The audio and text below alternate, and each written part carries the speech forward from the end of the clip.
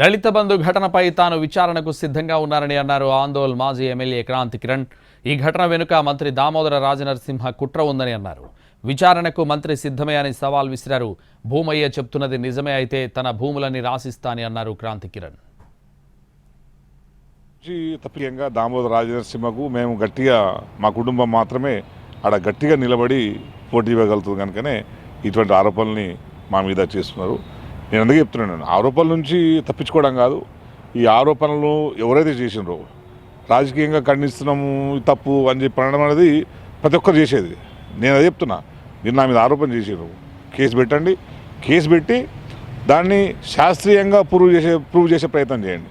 శాస్త్రీయంగా ప్రూవ్ చేసే ప్రయత్నం అంటే నాకు తెలిసింది లై డిటెక్టర్ అనే ఒక టెక్నాలజీ ఉంది కనుక మీరు లై డిటెక్టర్ టెక్నాలజీని వాడితే నేను తీసుకున్నా లేదు తెలుస్తుంది, నేను అబద్ధం చెప్తున్నానా, ఎవరైతే భూమయ్య అనే వ్యక్తి చెప్తున్నాడో ఆయన అబద్ధం చెప్తున్నా అని తెలుస్తుంది కనుక దాని నుంచి నిజాలు అనేది తెలుసుకోవచ్చు.